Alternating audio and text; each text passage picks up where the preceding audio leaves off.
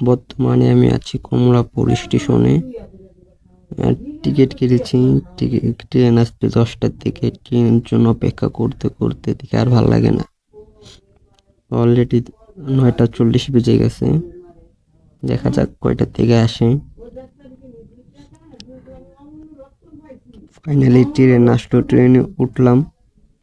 ওঠার পর দেখি ট্রেন দিয়ে পুরোই ফাঁকা। ট্রেনে কোনো যাত্রী নেই, কেন সর্বপ্রথমে আমি আসছি। আর যেতে লাগবে 1 ঘন্টা। 1 ঘন্টা। আর বাসে যদি যাই তাহলে অনেকটা সময়। দেখতে পাচ্ছেন ট্রেনে কোনো যাত্রী নেই, কিন্তু সর্বপ্রথম আমি আসছি।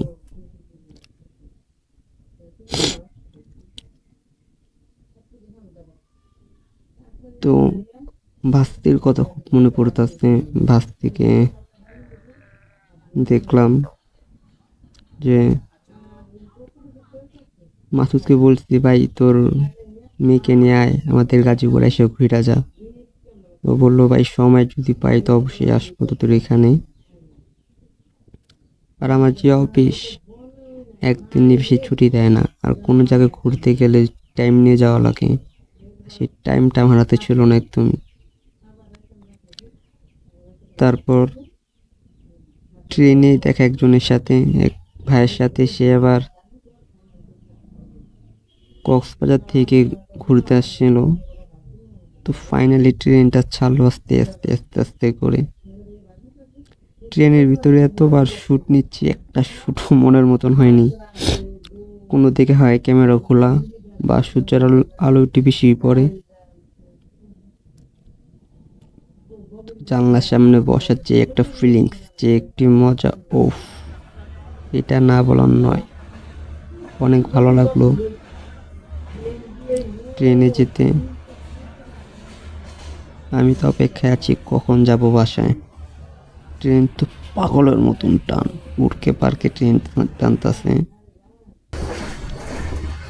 এত সুন্দর সুন্দর পোজ দিয়ে একটি পোজও ভাই মনের মতন হয়নি আমার। এটাই আমার দুঃখ, এটাই আফসোস। তো এয়ারপোর্ট ছেড়ে পর চলে আসলাম। আর কি সুন্দর বাতাস, বাতাসে চুলগুলো উঠছে। ও মাই গড। এসে পড়লাম কাছাকাছি। আর আরেকটি স্টেশনের পরেই আমার গন্তব্য। ফাইনালি চলে আসলাম জয়দেবপুর স্টেশন। এখান থেকে যাওয়া লাগবে আবার আমার মৌচাক। মৌচাক থেকে এখন এই জায়গার থেকে যাওয়া লাগবে মৌচাক। মৌচাক থেকে 4 সড়ক, 4 সড়ক থেকে বান্দর মার্কেট, তার থেকে গাবচালা।